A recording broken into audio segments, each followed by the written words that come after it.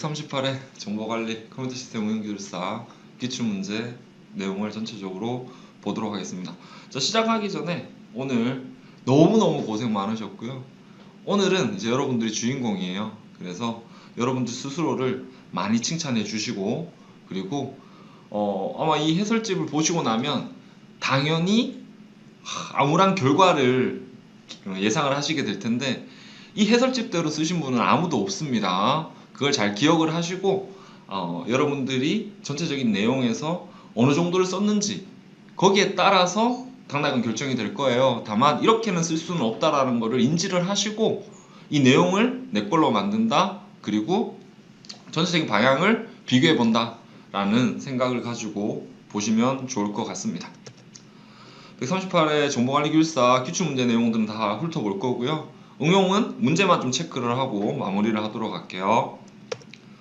자, 일단 최근 5회 전체 문제 추이를 한번 봐보면 이번이 이제 보안 쪽이 어마하게 출제가 됐어요. 그래서 보시면은 135회부터 137회까지는 AI 빅데이터 쪽이 문제가 많이 나왔잖아요.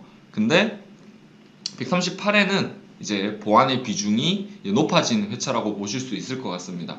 그 이유는 다들 잘 아시죠? 이런 사건들이 보안 침해 사고 또 대형 사고들이 이제 많았다 보니까 그런 이제 보안 쪽이 이제 포커싱이 된 것도 있는 것 같고, 다만 조금 뎁스 있게 출제된 것들도 많았던 것 같아요.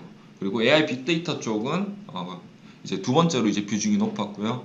그 CAOS도 요즘에 이제 AI 데이터 센터라든지 AI 관련해가지고 관련된 토픽들 준비하신 것들 같이 이제 볼 수가 있었습니다.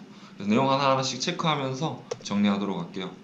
자, 그래서 전체적으로 봐보시면은 출제 경향은 이제 AI 보안 법제도 중심축으로 전체적인 문제가 출제가 됐고, 요것들이 잘 정리가 되셨으면 아마 좋은 점수로 결과를 받으실 수 있을 것 같고요. 그리고 좀 특이했던 것들이 실무 기반의 내용을 묻는 문제들이 중간중간에 배치가 됐었던 것 같아요. 그래서 그런 문제들도 아마 이제 판별력에 좀 영향을 주지 않을까라는 생각이 듭니다. 그리고 마지막에 난이도는 저는 솔직히 말씀드리면은 상으로까지도 볼 수 있을 것 같다는 생각은 하는데요. 저희 멘티분들하고 통화하다 보니까 쉬웠는데요? 라고 하는 분도 있고 엄청 어려웠다고 하는 분도 계셨어요. 근데 저는 조금 어렵다라는, 즉 상까지도 볼 수 있다라는 생각이 들었고, 전체적인 문제는 중상으로 이제 말씀을 드릴 수 있을 것 같습니다. 자, 먼저 1교시도 이제 전체 5회에 대한 평균을 지금 이제 빈도수를 지금 보고 있는데요. 1교시형이 좀 처음 시작할 때부터 이제 사람이다 보니까 내가 잘 쓸 수 있는 것보다 방어가 필요한 토픽들에 아무래도 눈이 더 많이 가는 게 사실이잖아요. 그러다 보니까 일부 어려운 문제들이 눈에 좀 띄었어요. 근데 열 문제를 선택하는 데는 큰 문제는 없었을 것 같다. 근데 다만 우리가 준비했던 이제 통계 쪽 영역들도 일부 이제 문제가 출제가 되면서 상당히 반가운 느낌이 저는 들기도 했었습니다. 자, 그래서 오늘은 가볍게 보도록 하고, 보시면은 프로젝트 관리에도 또 반가운 문제가 하나 있었었죠. 리스크 매니지먼트, 리스크 관리라는 문제도 하나 있었었고요. 그 AI에도 보면 좀 뎁스 있게 첫 번째 문제가 RMF가 나오면서, 근데 여러분들 RMF 이거 만들어서 쓰셔도 충분히 쓰실 수 있는 내용이었기 때문에 저는 안 쓰는 것도 괜찮겠다라는 생각이 좀 들었었거든요. 그리고 마지막 두 문제가 보안 플러스 AI. 그래서 실은 보안이 좀 AI와 보안이 좀 융합되어 있는 그런 1교시가 아닌가라는 생각이 들었고요. 세 번째 라인에 보시면은 여기 AR하고 MA 관련된 문제, 요거 시계열 분석, 즉 베이지 정리, 그리고 시계열 분석 관련된 모델, 이런 문제도 출제가 됐고, 참조 무결성도 이제 몇 번 저희가 준비했던 내용이에요, 그죠? 그래서 삽입, 수정, 삭제에 대한 참조 명령어들까지 같이 연계해서 작성하시면 잘 쓰실 것 같고, 은행과 알고리즘은 말 그대로 알고리즘이기 때문에 여러분들이 사례를 기반으로 얼마나 잘 가시성 있게 또 이해가 될 수 있게 쓰셨는가가 좀 차이를 주지 않을까라는 생각이 들었습니다. 그래서 내용 한번 보면서 좀 보도록 할게요. 문제 받는 순간 그때 기분 어떠셨습니까? 괴롭죠, 그죠? 그래서 아까 말씀드렸던 것처럼 첫 번째 문제부터 마음을 툭툭 치는 문제예요. 두 번째는 좀 반갑고, 세 번째도 반갑고, 네 번째도 반갑고, 그리고 쭉 내려가다가 데이터 관찰 가능성. 실은 요것도 우리가 MLOps라든지 모듈옵스 그 과정을 다 가시화시키겠다라는 개념들을 담고 있기 때문에 충분히 선택을 하셨으면 잘 쓰셨을 것 같다라는 생각이 들었고요. 그리고 아까 말씀드렸던 것처럼 맨 밑에 보안 두 문제가 AI 융합된 보안 두 문제가 정리가 되어 있습니다. 모델 전도 공격 같은 경우에는 이제 AI를 이용한 공격이 거의 시초적인 개념이에요. 그래서 이것도 인버전 어택 우리가 준비를 했던 부분이기 때문에 잘 쓰셨을 거라 생각이 됩니다. 자, 그럼 내용을 하나씩 보도록 하겠습니다. 자, AI RMF 미국 국립표준기술연구소에서 AI 시스템의 전생의 주기에 발생하는 위험을 관리하여 신뢰 가능한 AI 구현을 지원하기 위한 위험 관리 체계예요. 저희 만들어내서 쓰실 수 있다고 했죠. 그래서 딱 영어로 해석만 해도 충분히 쓰실 수 있는 내용입니다. 그럼 우린 뭐 나와야 돼요? 그렇죠. 신뢰성, 그리고 안전성, 또 우린 뭐 얘기할 수 있어요? 윤리. 그거 다 집어넣으면 되거든요. 근데 다만 묻는 게 딱 있었어요. 개념, 네 가지 핵심 구조, 7가지 신뢰 가능한 특성. 그래서 네 가지 핵심 구조가 거버넌스, 관리, 위험 식별, 측정이고요. 그리고 7가지 신뢰 가능한 특성이 신뢰, 안전, 보안, 책임 및 투명성, 설명 및 해석 가능성, 개인정보 보호 강화, 공정성입니다. 우리 AI 윤리랑도 거의 비슷하죠? 그래서 저는 너무 겁낸다기보다는 이거 중심으로 그냥 쓰셨어도 좋은 점수를 받을 수 있다고 생각이 됩니다. 자, 프로젝트 위험 관리, 프로젝트 목표에 영향을 줄 수 있는 불확실성을 식별, 분석, 대응, 감시하는 체계적인 과정을 정의한 지식 영역이고요. 프로세스 먼저 나와야 되죠. 위험관리 계획 수립, 식별, 정성, 정량, 리스크 분석, 리스크 대응 계획 수립, 대응 실행, 위험 감시 이렇게 구성이 되고요. 핵심적인 거 정성과 정량적인 기법, 여기는 좀 지금 이제 급하게 만들다 보니까 약간 오타가 있는데 구분해 보시면 위에가 정성이고요, 밑에가 정량입니다. 그리고 정성에서 PI 버블 차트 어마어마하게 써봤잖아요. 그리고 정성에서 민감도 분석, 금전적 기대값 분석, 시뮬레이션, 영향관계도. 시뮬레이션은 몬테칼로 시뮬레이션을 얘기하는 거고 거기에 X 곡선까지도 여러분들은 잘 쓰셨을 거라고 판단이 됩니다. 그리고 리스크에 대한 부정과 긍정에 대한 리스크 대응 계획도 아마 3단락에 적으셨을 것 같아요. 이렇게 작성이 됐을 것 같습니다. 자, 42,001 이것도 이제 이번 합숙에서도 풀어보신 거고 주간 모의고사에서도 이제 많이 풀어보셨던 문제인 걸로 저는 인지를 하고 있고, 또 우리 4200이라 하면 떠오르는 게 뭐예요? CAT, CAT 인증도 여러분들 떠올리실 수가 있을 것 같습니다. 그래서 이런 단어들을 다 융합해서 쓰셨으면 고득점입니다. 고득점. 조직 내에서 인공지능 경영 시스템을 수립, 구현, 유지 및 지속적으로 개선하기 위한 요구사항에 대한 지침을 제공하는 국제 표준이에요. 그래서 우리 이런 거 나와서 이제 모르면 뭐부터 쓰기로 했어요? PDCA 쓰기로 했잖아요. 맞아요. 근데 다들 잘 아시는 내용이니까 PDCA 쓰시고 캣에 이렇게 정리가 되어 있죠. 조직의 맥락, 리더십, 기획, 지원, 운영, 성과평가, 개선 이렇게 내용 정리하시면 됩니다. 베이지 정리, 우리 몇 명이 떠오르는데 고득점 받는 그 친구들의 표정이 떠오르는데 실명은 거론하지 않겠지만 곧 만나서 얘기 듣도록 하겠습니다. 자, 베이지 정리는 사전적 확률을 구한 후 확률 영향을 미치는 변수의 확률을 반영하여 사후 확률을 구하는 방법으로 확률 정확도를 높이고자 하는 주관적 확률이론, 밑에 있는 특징을 기반으로 정의를 쓰셔도 됩니다. 사전 확률과 사후 확률 사이 관계를 조건부 확률을 이용하여 계산할 수 있는 정리를 우리는 베이지 정리라고 합니다. 자, PA 바 B는 PB분의 PB 바 A 곱하기 PA이고요. 다만 여기서 반드시 이 PB와 PA를 구분해서 정리를 해주셔야 되죠. 왜? 조건부 확률과 또 헷갈릴 수가 있기 때문에 명확하게 구분해 주시는 거고, 그게 1단락에 정의가 되어 있네요. 1단락에 정의가 되어 있고 각각에 대해서 사전 조건부 확률 우도 그리고 사후 확률을 다 표현을 해주고 뿐만 아니라 사례까지 계산하는 사례까지 쓰셨으면 뭐 이게 대박입니다. 그죠? 7.8점까지도 받으실 수 있는 내용이고 라이브 베이지도 터치해도 좋은 점수를 받았을 거라 생각이 됩니다. 자, 안면 인식 결제 서비스예요. 그래서 우리가 바이오 인증하면서 안면 생체 인증 그리고 그 안에서 안면 인식 그리고 최근에 또 합숙에서도 이제 저희가 다뤘던 문제예요. 그래서 우리 윤슬 교수가 엄청 반가워하시더라고요. 안면 특징 정보를 이용해 사용자를 인증하고 별도의 카드나 비밀번호 없이 결제를 수행하는 신체 인증 기반 결제 서비스예요. 방금 제가 나왔던 방금 말씀드렸던 그 단어들을 다 키워드로 집어넣었습니다. 그래서 과정, 우리 생체 인증 과정이 있잖아요. 기억나시죠? 네, 그 과정 그냥 다 적으시면 되고, 인지하고 피처 추출하고 품질, 그리고 그 데이터베이스와 레파지토리화 하면서 그걸 뭐예요? 품질을 한 단계 높이는 작업을 하죠. 쓸 수 있는 데이터. 자, 그러고 나서 실제 데이터가 들어왔을 때 그걸 비교하고 인증을 억셉할 건지 리젝할 건지 판단을 하게 됩니다. 자, 우측에 보시면 안면인식 결제 서비스의 기술 요소. 자, 어쨌든 결제잖아요. 그죠? 자, 그래서 보니까 맨 밑에 쪽에 물론 위에 있는 것들도 피처 익스트랙션 하는 과정에서 사용을 할 수 있습니다. 그래서 CNN이라든지 안면인식, 특징형 벡터와 매트릭 러닝, 그리고 생체 정보 관리 기술의 페이스 템플릿과 라이브니스 디텍션, 그리고 밑에 결제 관련된 내용의 파이도 생체 인증 연계, 결제 게이트웨이 연동, 토큰 기반 결제. 이런 것들도 생체 인식 측면으로만 가지 마시고 결제 관련된 내용도 좀 붙여서 썼으면 더 좋은 점수를 받으실 수 있었을 거다. 자, 테일러링. 이놈의 테일러링 언제 안 낼까요? 잊을만 하면 한 번씩 끄집어내고 있나요? 그죠?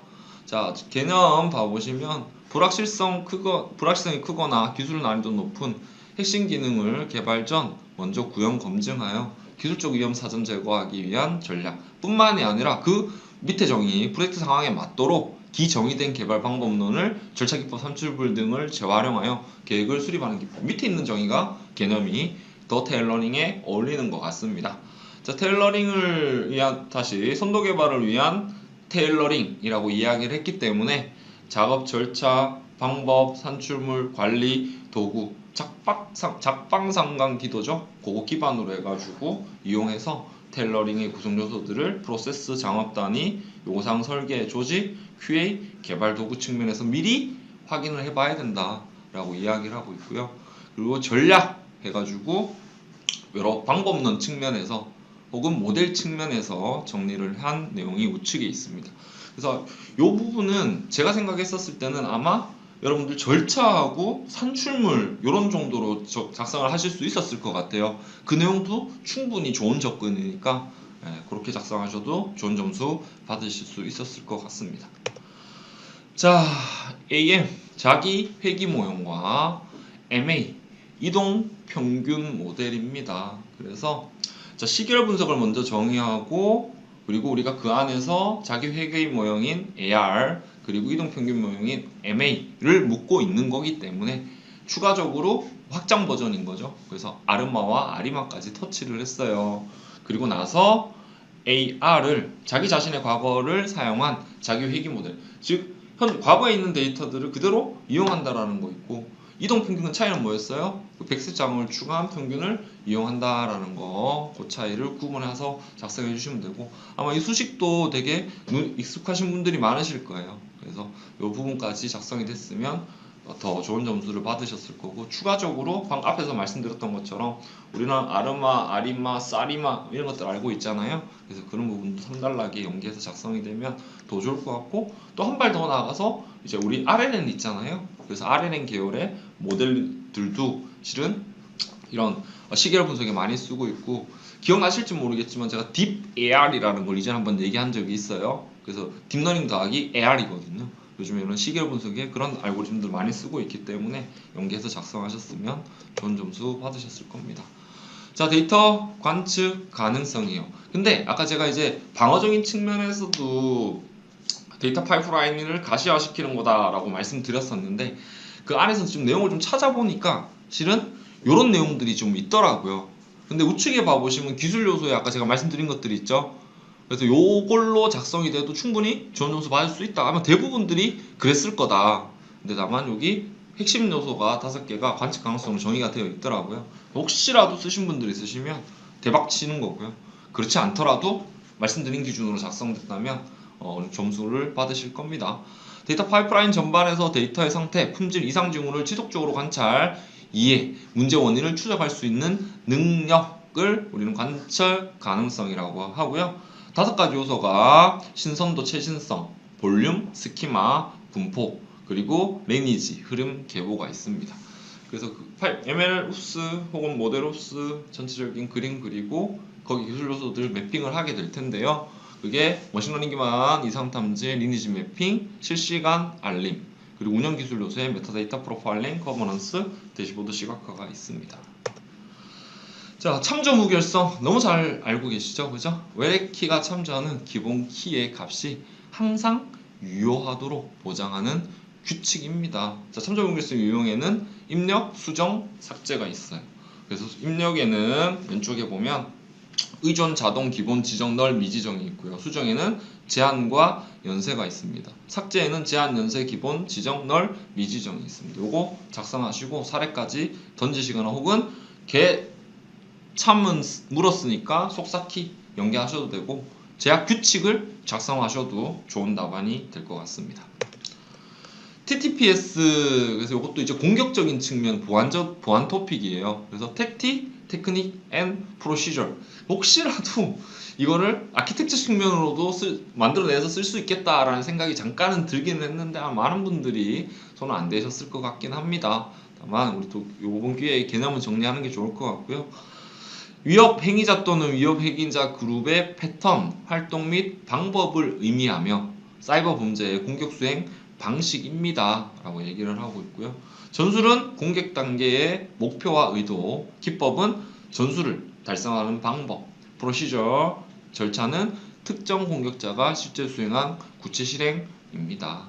그리고 활용 방안도 CTI, 관제, 침해 사고 대응, 모델 해킹, 위협 헌팅 이런 거 분석할 때 활용을 할 수가 있습니다 라고 얘기를 하고 있습니다.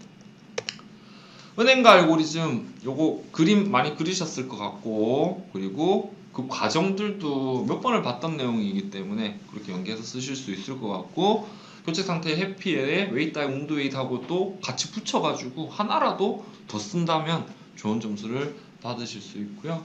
운영체제가 자원의 상태를 감지하는 상태에서 프로세스가 필요 자원을 요청할 때 사전의 안전 여부를 검증하는 교차 상태 회피 기법 3가지 상태 있습니다. 세이프, 언세이프, 판단 불가, 자료 구조, 베일, 어베일러블, 맥스, 올로케이션, 니즈 하나 빠져 있는 게 토탈 리소스가 빠져 있네요. 자, 그래서 그 과정들 연계해서 작성해 주시고 붙여 옆에 있는 것들, 위에 있는 것들 같이 작성해 주시면 됩니다. 프롬프트 인젝션 그죠? 또 나왔어. 뭐 예상을 했으니까 악의적 또는 조작된 입력을 통해 LLM의 지시, 정책 제약을 우회하거나 변경하여 비의도적 출력을 유도하는 보안 취약점 혹은 공격 기법입니다. 2가지로 구분했었습니다. 직접 프롬프트 인젝션, 간접 프롬프트 인젝션. 그럼 프롬프트에 직접 악의적인 행위를 실행시키는 거고 문서 같은 데다가 그런 프롬프트를 집어넣어 가지고 이제 악의적인 행위를 시키게 되는 겁니다. 그래서 좀 더 구체적으로 다양한 유형들도 우측에 작성을 해놨고 1단락에 표현해 놓은 것처럼 이제 그 과정과 실은 유형 그리고 하나 반드시 나와줘야 되는 게 뭐예요? 대응 방안 나와줘야 됩니다. 그래서 여기에 OWSP 이용해가지고 모델 동작 제한, 예산 출력 형식 정의, 그리고 입력 출력 필터링 이 3가지만 있어도 그죠? 프롬프트 인젝션은 끝난 것 같아요. 자, 모델 전도 공격입니다. 인버전 어택. 그리고 우리가 갑자기 어드버설 어택이라고 해가지고 AI 공격의 하나의 또 유형으로도 잡혀 있는 내용이다라고 이제 정리를 해놓고 있고요. 머신러닝 모델의 출력이나 파라미터를 이용하여 모델이 학습했던 개인정보, 이미지, 텍스트 등을 역으로 추정해내는 공격 기법입니다. FM대로 썼네요. 과정 밑에 보여주고 그리고 주요 기법들 얘도 마찬가지로 대응 방안 작성이 돼야 될 것 같습니다. 주요 기법도 아마 잘 쓰셨을 것 같고요. 이미지 데이터에 대해서는 출력, 최적화 기반, 피처 인베저런, 겐 디퓨전 기반, 그리고 텍스트 및 일반 데이터는 파라미터를 조작하는 거, 쿼리 이피션트, 그리고 생체 정보 및 인베딩 데이터는 인베딩 리컨스트럭션, 그레디언트 기반, 하이브리드 방식으로 공격할 수가 있고요. 대응 방안 쓰셔야죠, 그죠? 차분 프라이버시, 과적합 방지, 출력 제한, 민감 데이터 최소화, 공격 탐지 및 모니터링, 안전한 모델 배포 및 운영이 있습니다. 자, 2교시입니다. 바로 내용 보도록 할게요. 자, 우리 얼마 전에 기사로 봤었었죠? 그 모사가 오픈소스 DBMS로 전환을 했다. 그리고 오픈소스 DBMS 전환하는 이유에 대해서는 다들 알고 있잖아요. 어떤 라이센스 이슈, 비용에 대한 이슈, 다 그리고 반대로 오픈소스에 대한 이제 이전 라이센스 기반의 소프트웨어보다 오픈소스 기반의 DBMS도 어느 그 정도의 성능을 이제 지원해주기 때문에 전환할 수가 있는 거고요. 방금 이 내용이 씨는 검토해야 될 사항인 거예요. 그리고 우리 비즈니스를 활용함에 있어가지고 호환성 그리고 운영 유지 보수성 이런 것들 다 검토를 하게 될 거고요.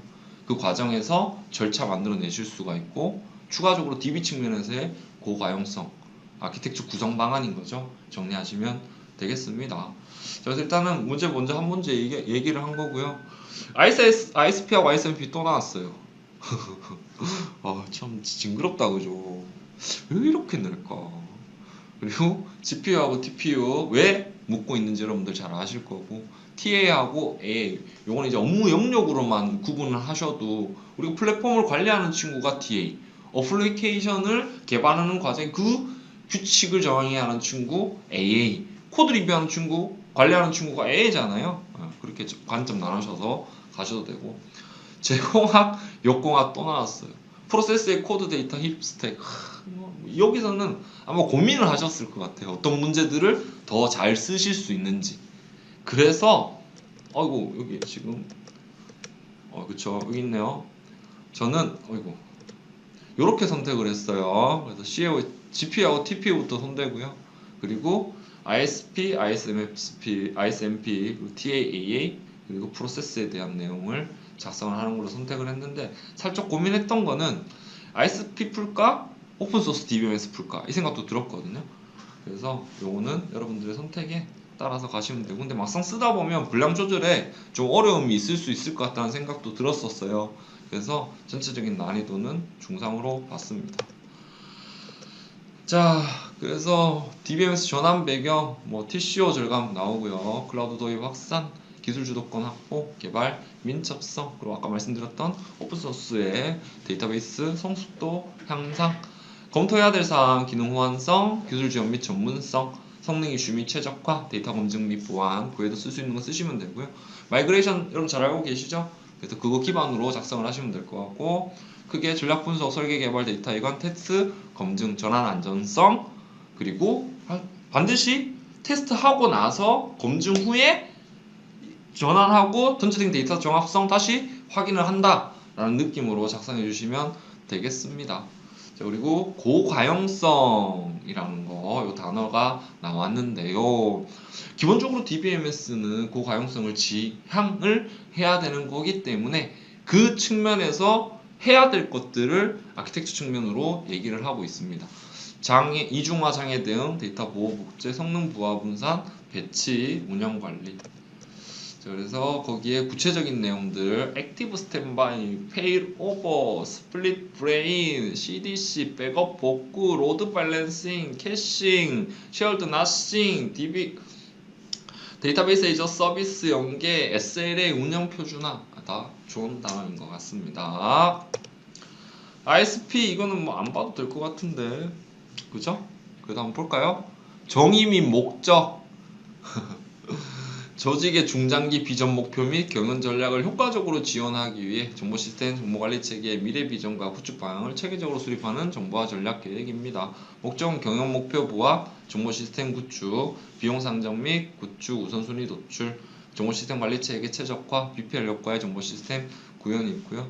절차 이거 4개만 쓰시면 안 돼요. 그래서 아까 제가 좀 이런 문제 어떻게 접근해야 된다고 했죠? 어렵게 접근해야 된다고 몇 번 말씀드렸죠. 그래서 안에 있는 절차를 좀 뎁스 있게 작성을 해주셔야지만 차별화하기 지금 다 선택했을 거거든요. 분명히 비교가 구분이 되실 겁니다.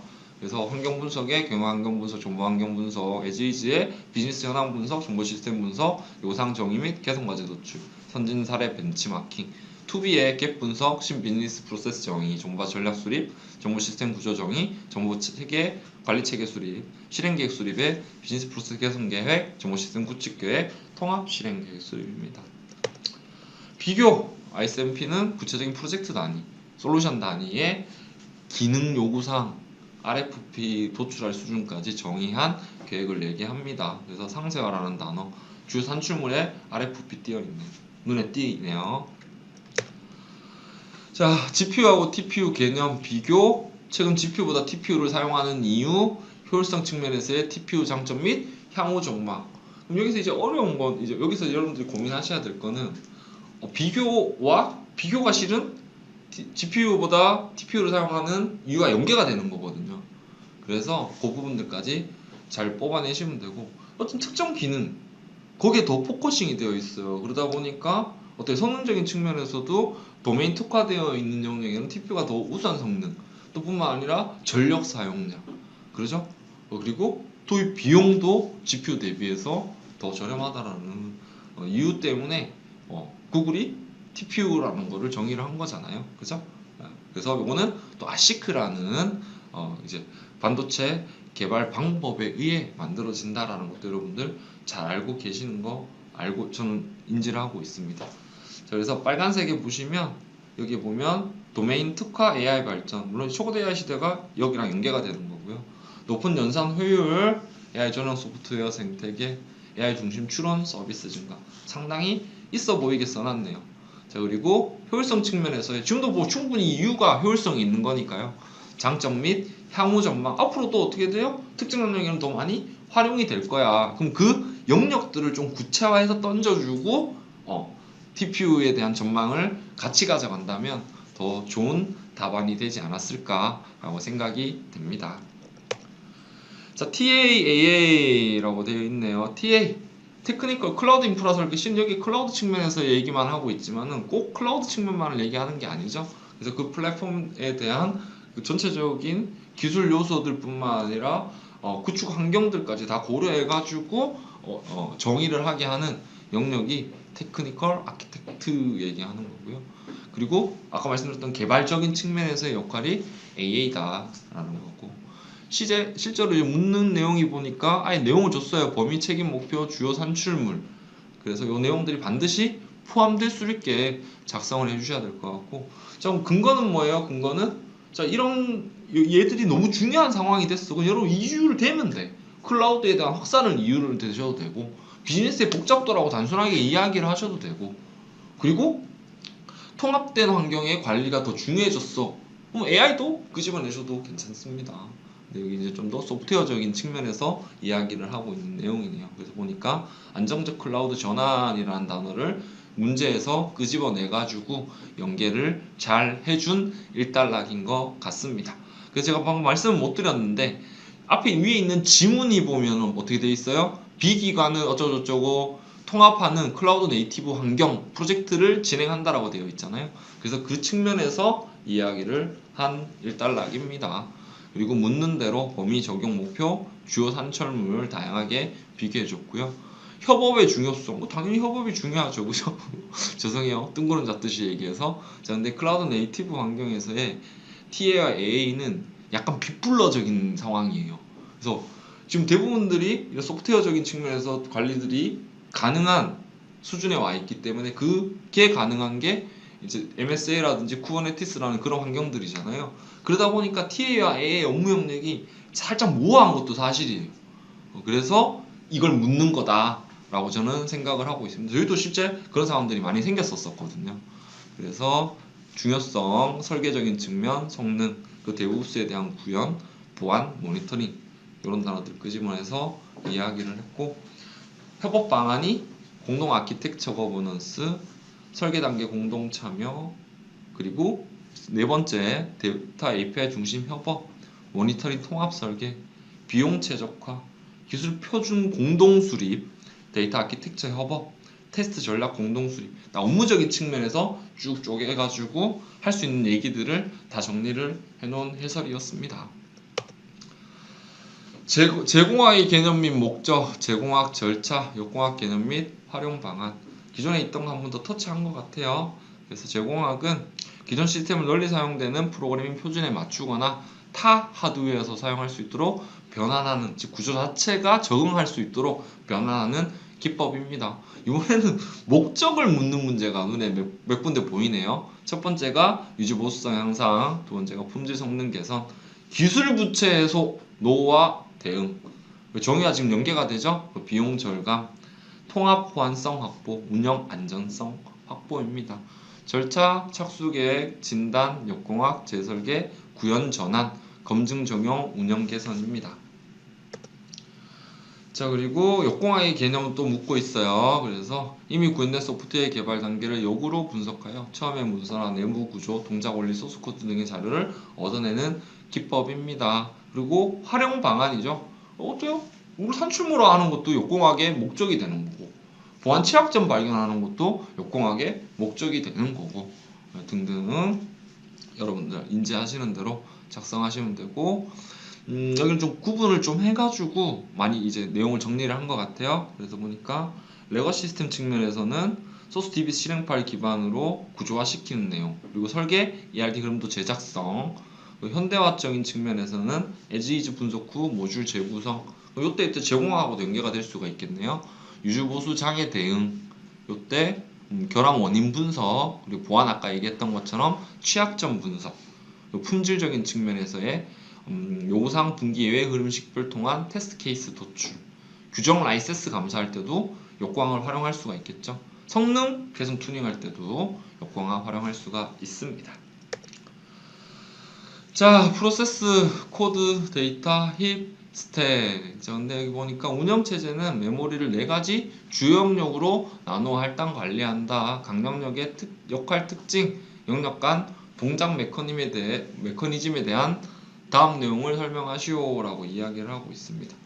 그래서 지금 봐보시면 1단락에 전체적으로 제가 아까 프로세스라고 이야기를 하면서 이제 정리를 했었었고, 코드는 실행명령어, 데이터는 정적 변수 정의를 합니다. 힙은 동적 할당 메모리 사용을 하고요. 스택은 지역 변수, 매개 변수 등을 저장을 하고 있습니다. 그럼 뭘 이용해서 동작을 하게 될까요? 기본적으로 처리해야 될 건 정적 영역에 담아놓고 동적인 영역에서 변화되는 내용들을 담으면서 상호작용이라기보다는 프로세스가 실행이 되는 거다라고 생각을 해주시면 되겠습니다. 그래서 각각에 대한 거는 말씀드렸고, 코드는 특징이 읽기 전용이다, 공유 가능하다, 고정 크기를 가지고 있다. 데이터는 프로세스 행위 지역이 전체를 유지하는 역할을 하고 초기 데이터 관리하고 고정 크기다. 힙은 동적 크기를 가지고 있고 직접 관리 필요하고 단편화 발생 가능하다. 힙은 자동 메모리 관리 구조를 가지고 있고 리포 구조를 가지고 있으며 크기 제한 및 오버플로우 가능성이 존재를 한다. 자, 그리고 나서 추가적으로 각각에 대해 가지고 연계해서 작성을 하고 마무리를 했습니다. 각각들 간의 관계를 이제 묻는 게 그거였기 때문에 연계해서 설명하고 마무리했다. 이 설명을 드린 겁니다. 자, 3교시입니다. 내용 바로 볼게요. 자, 이것도 우리가 잘 알고 있는 내용이고 법제도에도 내용이 있는 문제가 첫 번째 나왔네요. 인공지능 서비스 이용자 보호 가이드라인이고요. 로코드와 노코드에 대해서 나왔고요. 데이터베이스 분할 단위, 그리고 수평, 수직 분할, 고가형성 관련된 거, 폴트 톨러런스와 HA 관련된 내용이 나왔습니다. 자, 어택 서페이스 공격 표명과 공격 벡터, 그리고 측면 이동의 단계별 메커니즘 주요 기법, ISMS 관련된 내용이 출제가 됐는데 좀 문제가 좀 애매한 것 같아요. 관리 체계의 관리 과정, 그리고 간부계를 묻는 거라고 예상은 하는데 관리 과정이라고 또 얘기를 해보니까 조금 애매한 느낌은 있었습니다. 자, 첫 번째가 생성형 인공지능 서비스 이용자 보호 가이드라인이네요. 그래서 생성형 AI 서비스를 이용 중 발생할 수 있는 피해를 예방하고 이용자 권익 보호를 위한 기준과 책임 원칙을 제시한 가이드라인입니다. 묻는 배경과 필요성을 이달락에 얘기를 하네요. 제정된 배경, AI 확산, 그리고 기술 확산의 부작용 방지, 이용자 이해 부족, 민간 공공의 자율 대응, 통합적 가이드. 그래서 이제 배경과 필요성은 약간 차이를 두셔야 돼요. 그래서 요게 이런 것들이 이제 쓰다가 보면 살짝 헷갈릴 수가 있는 내용이거든요.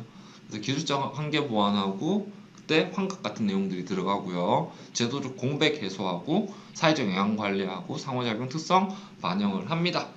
자, 가이드라인을 제시하는 이용자 보호의 실행 방식 4가지. 이용자 인격 보호, 결정 과정 고지, 다양성 존중 노력, 입력 데이터 관리, 책임 명확화, 콘텐츠 유통 관리가 있습니다. 자, 각 방식이 생성형 AI 서비스의 중요한 이유 봐요. 문제는 알아도 쓰다 보니 이게 힘들다니까. 보니까 막 답답하네요. 그래서 실행위원 방안으로 해가지고 내용 쭉 정리가 되어 있는데 대표적인 것만 봐보면 인격권 보호에 침해 방지 통제 알고리즘 구축, 결정 과정 고지에 AI 산출물 표기, 다양성 존중에 차별 편향 사용 방지 위한 필터링 기능, 입력 데이터 관리에 사전 동의 절차, 책임 명확화에 이용자 책임 범위 명확화, 컨텐츠 유통 관리에 부적절한 콘텐츠 생성 방지, 그리고 윤리 도덕적 기준 준수 검토 이런 내용들 작성하시면 됩니다. 자, 로우 코드하고 노 코드 이건 아주 좀 이제 된 얘기죠. 근데 이것도 실제로 이제 뭐 RPA뿐만이 아니라 요즘에는 에이전트 기반으로도 이제 활용들을 연계해서 하는 성향들이 좀 이제 경향들이 있어요. 그래서 그런 부분들도 끄집어내서 작성하시면 될 것 같고, 지금 얘는 이제 기존에 있는 전통적인 내용으로 작성을 했습니다. 자, 로우 코드는 코드가 없다는 게 아니라 적다라는 걸 이야기하는 거고, 개발적인 역량이 어느 정도는 있어야지만 사용할 수 있는 영역이고요. 노 코드는 그보다 좀 더 한 발 더 나아가는 거죠. 개발적 즉 기술 민주화.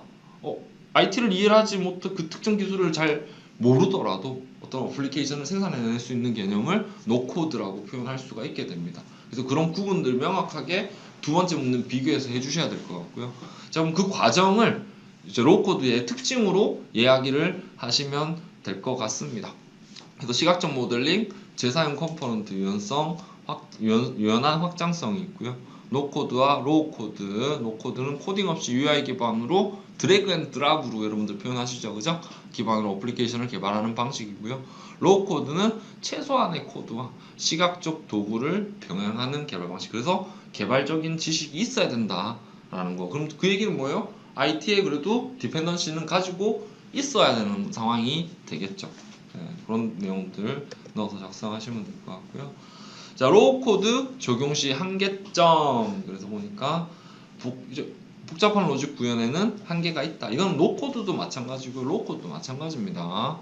그래서 좀 더 대규모의 환경에서는 사용하기 좀 어렵고, 그래서 아까 제가 RPA라는 단어를 끄집어냈던 거예요. 그 플랫폼 락인 발생, 생성 코드의 불투명성, 대규모 시스템 확장 제한, 섀도우 IT 발생 위험, 장기 유지 보수 리스크, 규제 감사 대응에 한계가 있다. 그래서 요거 동일한 뷰, 구분과 지금 우측의 한계점 공부 방안을 맞춰놨거든요. 그래서 요거 맞춘 대로 그 구분대로 내용들을 작성을 했고, 뭐 넘버링까지 달아서 눈에 잘 띄게 만들어주면 더 좋았을 것 같습니다.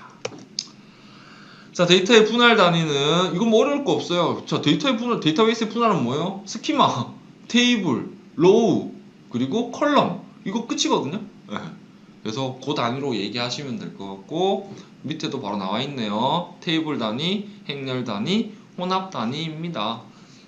자, 그 얘기하고 있고, 수평 분할. 우리 수평 분할을 얘기하면 또 뭐 얘기를 할 수 있어요? 그쵸? 샤딩까지 연계해서 얘기할 수가 있고, 그 단위가 레인지, 리스트, 해시, 컴포지트. 수직은 컬럼 베이스로 하는 거예요. 근데 이것도 조금 이제 실제 실무에서 여러분들이, 그래서 제가 실무 관련된 문제들이 포함되어 있다라고 한 문제 중에 하나가 얘예요.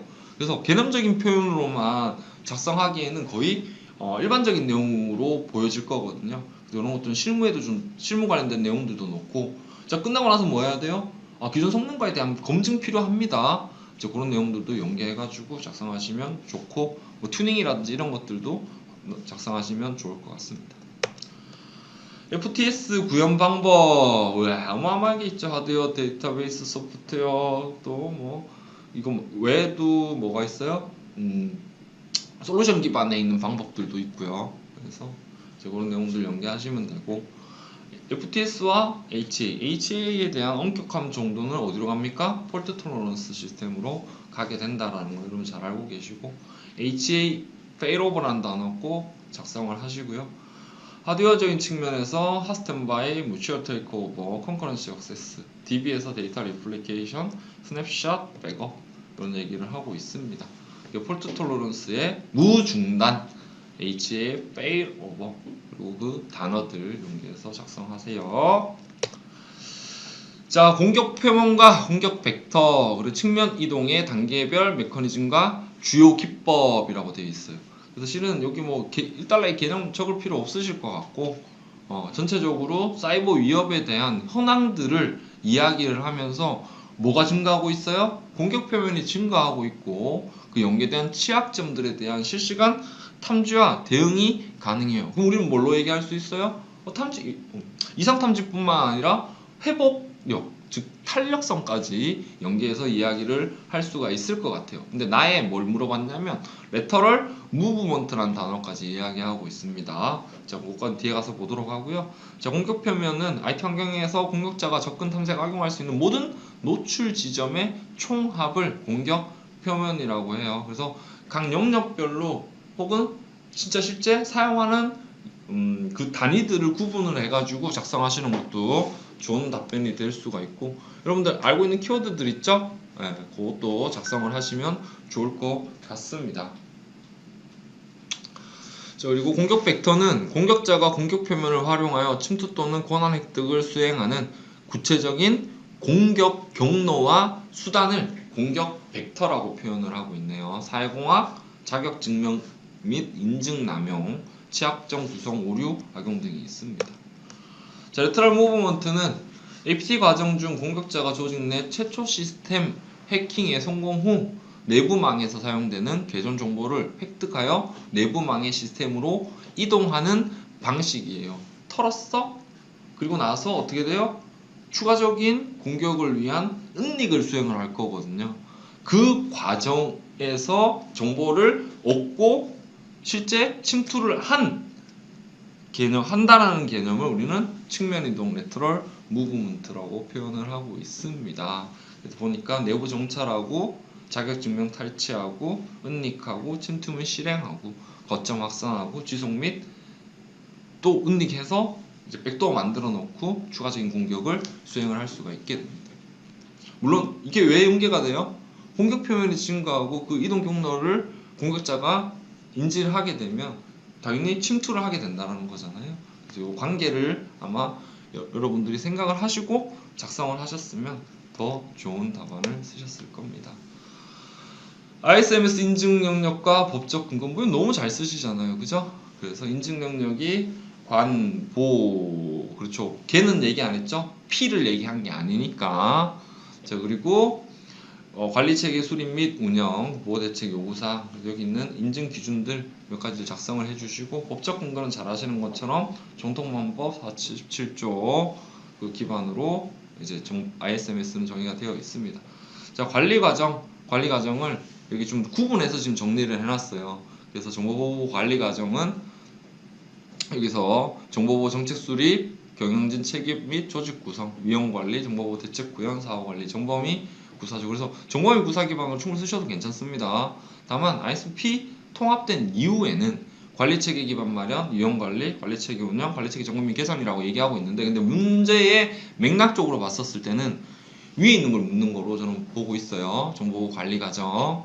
그래서 밑에 있는 것도 이제 이런 기준을 가지고 작성하셨으면 더 명확했겠지만, 아마 여러분들 공부하셨던 것들은 위에 있는 내용들일 거기 때문에 문제 흐름상, 맥락상 위에 있는 거를 묻는 걸로 보여집니다. 자, 그리고 나서 이제 묻고 있는 간편 인증.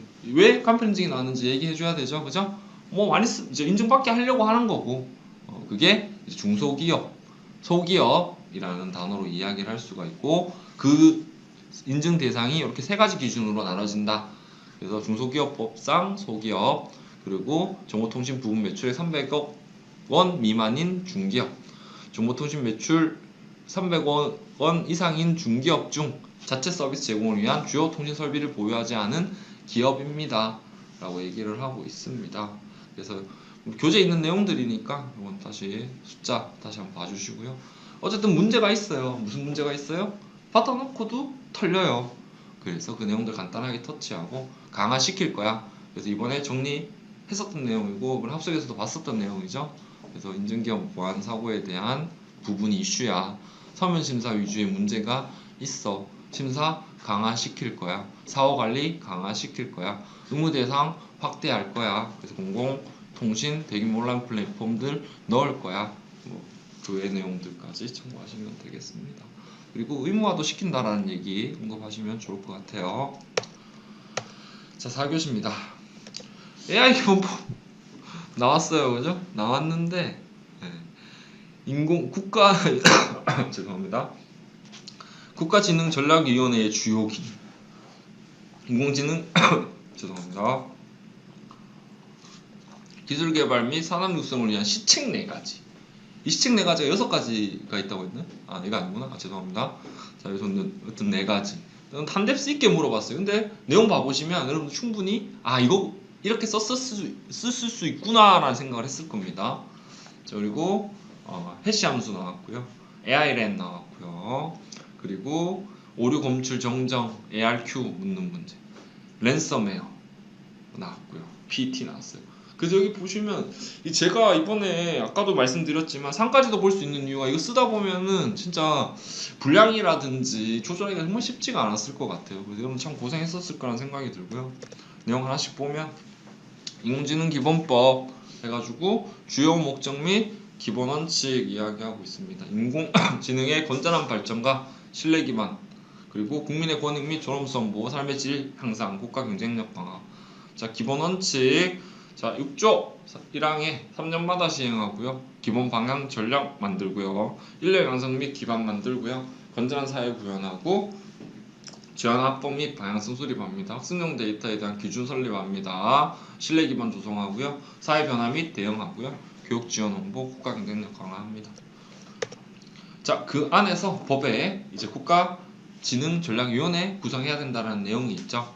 그래서 주요 기능이 여기 보면 연구개발, 투자, 규제 발굴, 인프라, 활용 이런 내용이 있어요. 그래서 제가 쓸 수 있다라고 말씀드렸던 거거든요.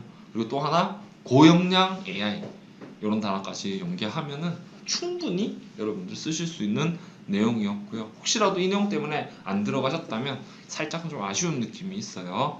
자, 그리고 육성시책 4가지라고 해가지고 내용들은 조금 더 보완을 해야 되는데 이것도 단어 기반으로 쓸 수 있습니다. 왜? 인공지능 산업에 대해서 우리가 어떻게 활성화시킬 거냐 그거 묻는 거거든요. 개발 안전한 이용 지원, 표준화, 학습 데이터 관련 시책 수립, 도입 활용 시책 마련, 인공지능 융합, 전문 인력, 국제 협력, 데이터 센터 관련 시책 추진, 인공지능 협의회 설립. 그래서 다만 쓰실 때 이 2가지 좀 구분하기가 조금 어려울 수도 있을 거라는 생각은 들기도 했습니다. 단방향 해시의 문제점, 레인보우 테이블, 솔트 스트레칭, 그리고 해시 함수 이렇게 묻고 있습니다. 단방향 함수 해시 함수는 무차별 대입 공격에 취약하고 실제 그 취약점이 발견이 됐고 그래서 샤에서 샤2로 전환하는 작업들을 일괄적으로 진행을 했었었고 항상 이제 어쨌든 암호화의 강건성이라고 하는 부분은 알고리즘이 어느 정도 공개가 되기 때문에 그 강건성을 높이는 측면은 어떤 키값이라든지 이런 것들을 이용을 해야 돼요. 그래서 이제 우리가 MDA다 하나가 뭐지? MDA하고 옆에 있는 게 MDC? 그쵸? MDC다, MDA다. 요 구분을 이제 하게 되는데요. 그래서 이제 MDA를 좀 더 명확하게 정리를 해서 이제 가져가는 부분들도 여러분 생각해 보시면 좋을 것 같고, 다음에 MDC 측면에서는 이제 이런 취약점들이 존재할 수가 있다. 그래서 사전 공격에 취약하고 GPU 대규모 병렬 연산에 취약할 수 밖에 이건 뭐 암호화가 다 동일한 거니까요. 그리고 해시 충돌에 대한 문제. 자, 그래서 단방향 해시 함수 사전 공격 레인보우 테이블이 이제 하나의 공격 기법 중에 하나다라고 얘기를 하고 있고, 가능한 평문과 해시값을 사전에 대량으로 계산해서 저장한 테이블을 이용해 유출된 해시값으로 원문을 빠르게 추정하는 공격 기법입니다. 자, 그거 좀 더 강하게 대응할 수 있는 방법이 뭐야? 솔트와 키 스트레칭이야 라고 이야기를 하고 있고, 아직은 많이 활용이 되고 있어요 라고 이제 마무리를 하고 있는 내용입니다. 그래서 보니까 데이터 무결성 검증, 비밀번호 저장 및 인증, 그리고 전자서명 인증, MAC와 HMAC 공유키를 한 번 더 활용을 하게 되는 거죠. 그리고 데이터 식별, 인데싱, 블록체인 분산 원장, 체크섬, 오류 검출 등에 활용이 됩니다. 자, 요거 선택하신 분들은 예상컨대 그렇게 많지 않았었을 것 같기는 해요. 근데 AIRAM 보고 또 AIRAM과 디지털 트윈 기반 네트워크 뒤에 있는 것들도 이제 아시는 분들이 있을 수가 있기 때문에 자율 최적화만 정의만 잘하면은 충분히 점수 받으실 수 있는 내용이 아니었나라는 생각이 듭니다. 그럼 자율 최적화란 그렇잖아요. 자율 최적화가 뭐예요? 우리가 이동통신 환경에서 그 패킷을 보내는 그 경로를 최적화할 수 있는 방법들을 이야기를 하겠죠. 근데 셀프라고 붙으면 뭐예요? 어떤 장애라든지 단절이라든지 패킷에 대한 트래픽이 많이 몰렸었을 때도 그걸 최적화시키는 걸 다 포함을 시키게 됩니다. 그래서 네트워크가 실시간으로 수집되는 데이터를 AI 모델로 분석, 사람의 개입 없이 스스로 자원 할당, 파라미터 조정, 장애 복구 등을 수행하는 기술이 됩니다. 자, 그리고 기술 요소, 여기는 조금 상위 수준으로 적어놨는데 실제로 네트워크 환경에서 적을 수 있는 기술 요소들이 있어요. 네, 그런 것들도 연결하면 되고. 그럼 여러분들 뭐 많이 써요?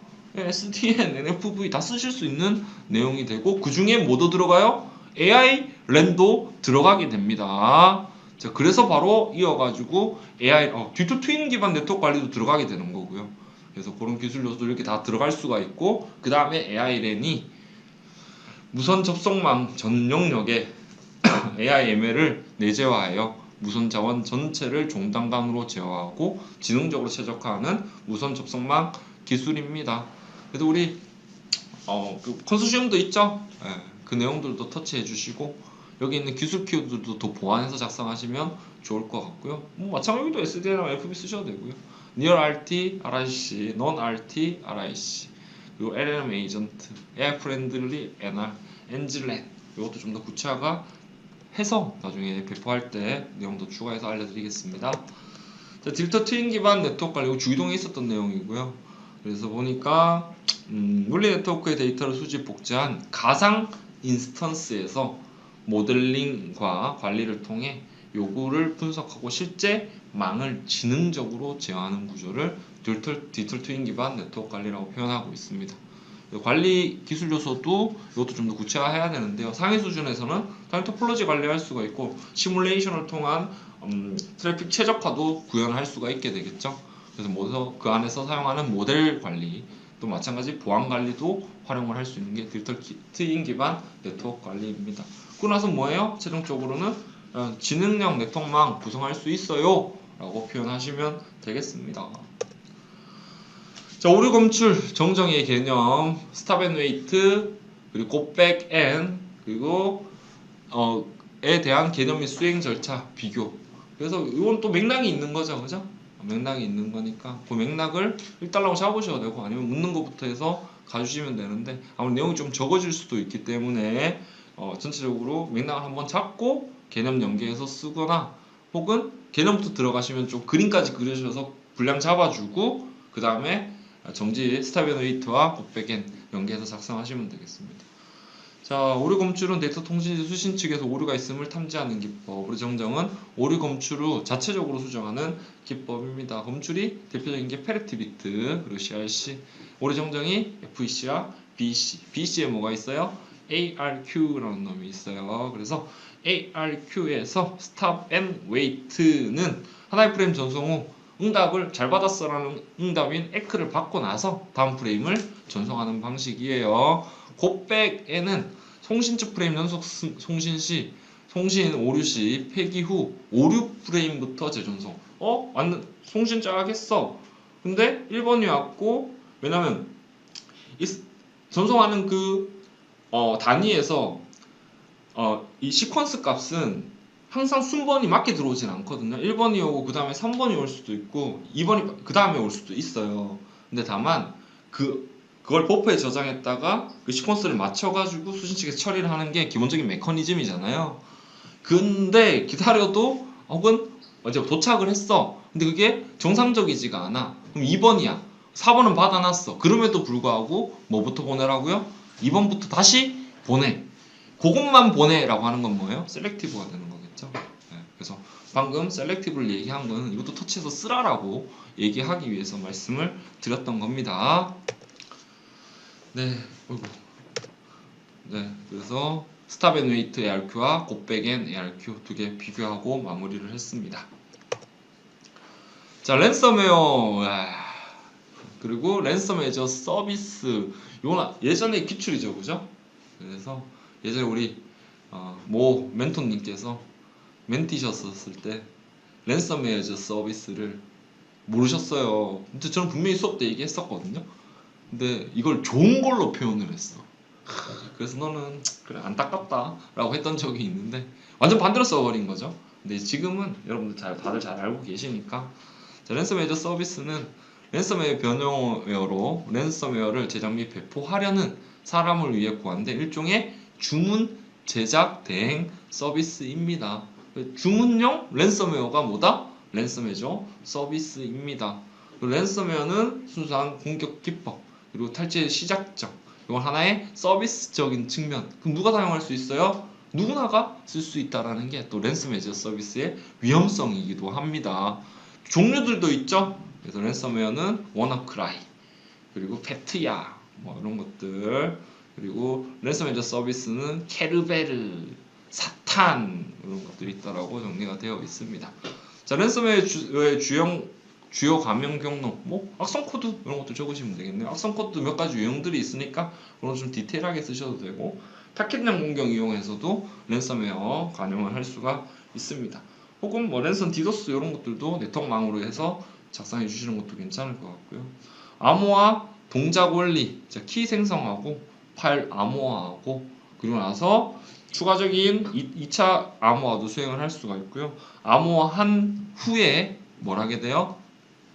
다시 암호화 그 과정에서 그 키 값에 대한 확인을 못하도록 또 2차 공격을 하기도 합니다. 이제 그런 내용들까지 정리하시면 좋을 것 같고 세 번째 물은 게 피해 예방 및 침해 사고 발생 시 대응 절차.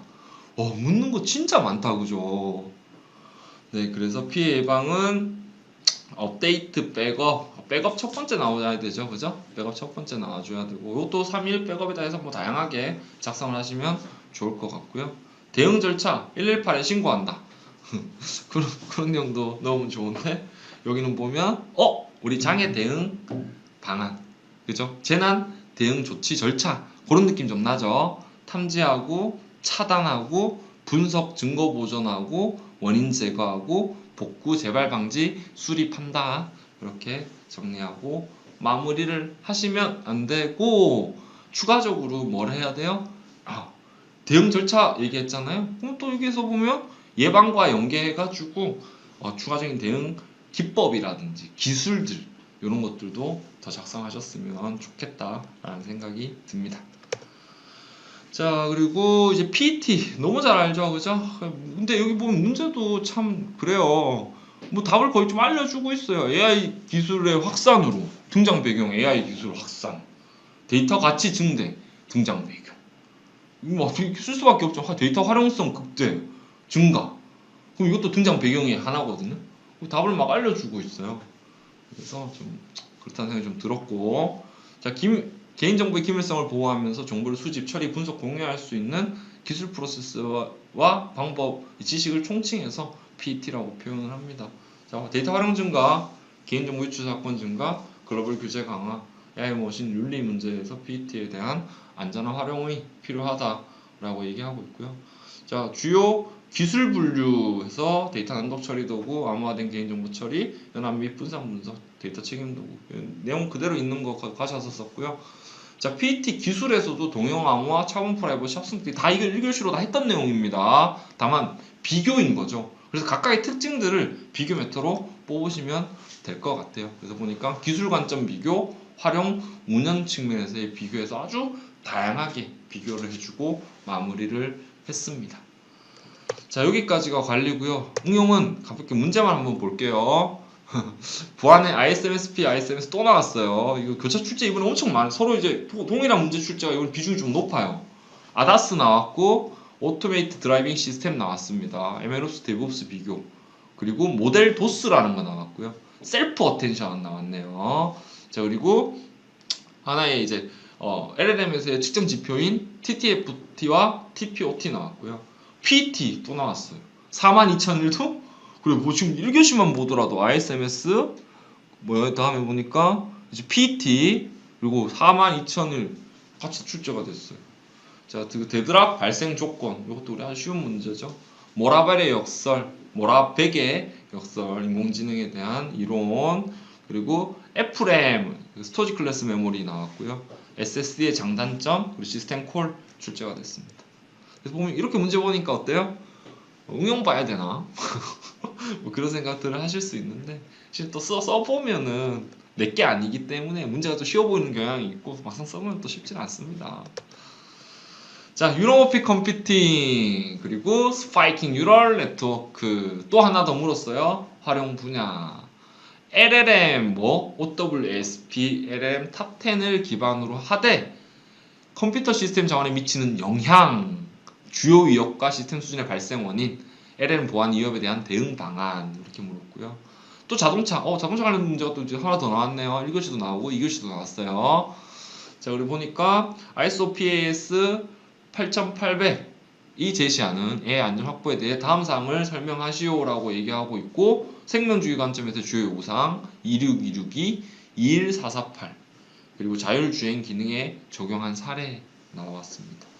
자, 아주 오래된 문제죠. 근데 이것도 저희가 항상 준비를 했었던 문제 중에 하나인데 이것도 빈출이거든요. 벤치마크 테스트, POC, 파일럿 테스트의 차이점을 비교하고 프리트 수행 시 통합 적용 시나리오를 제시하시오. 근데 우리 문제가 조금 뭐라고 해야 되나? 그래요. 좀 사람 좀 헷갈리게 좀 내는 문제 좀 네, 뭐 이런 얘기는 나중에 만나서 얘기하겠습니다. 자, 운영체제 프로세스 스케줄링에 대해서 목적과 주요 스케줄링 알고리즘 너무 잘 알고 있죠? 그죠? 선점 비선점 실시간 다 나눠서 설명을 하실 수가 있을 것 같습니다. 자, 컴퓨터 CPU 내부 레지스트 종류 이것도 엄청나게 정리해놨잖아요, 그죠? 네, 그 내용을 근데 하나만 묻고 있기 때문에 실은 이런 문제들은 이 레지스터에 대해서 많이 아셔야지만 각각 구분해서 달라고 쪽에서 작성을 하실 수 있는 내용입니다. 자, 보안 오우씨 ISM에서 또 나왔어요. 근데 섞어서 나왔어요. 근데 이건 제가 볼 때는 ISSP 공부하시는 그 문제 그 안에서 푸는 문제를 출제하신 것 같아요. 그래서 보니까 대규모 온라인 서비스 사업자에 발생한 개인정보 유출 사건 사례다. 관련된 내용 쭉 설명하고 각 ISMS 및 ISP 관점에서의 문제점, PT 관점에서의 구조적 한계, 보안 대응 방안 및 기대 효과. 저는 감히 도전해볼 생각을 가지고 있었습니다. 이건 전 처음 들어봤는데요.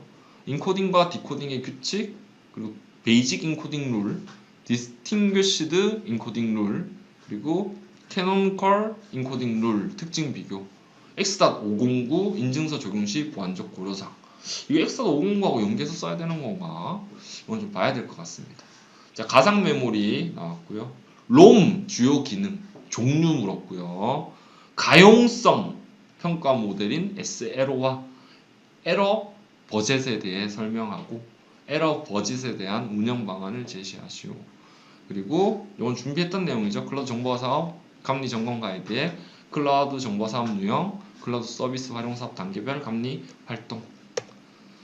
자, 4교시 랜섬 진짜 문제 봐보세요. 그죠?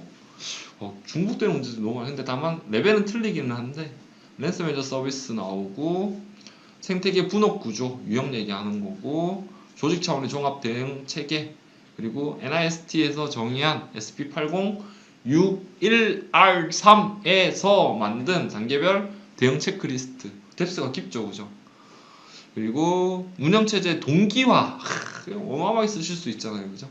그래서 개념 필요성과 주요 기법 CPU 내부 레지스터에 포함된 조건 플래그 종류들에 대해서 설명하라. 프라이버시 이슈에 대해서 AI 데이터 처리 방식의 변화, 프라이버시 이슈, AI 단계별 데이터 처리 기준, 주요 위험 요건 및 대응 방안. 4교시가 어렵네요, 그죠?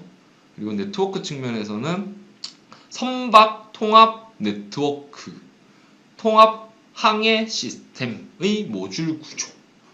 그리고 맨 끝에 배터리 화재. 이번 대전에 있는 사건 얘기하는 거죠.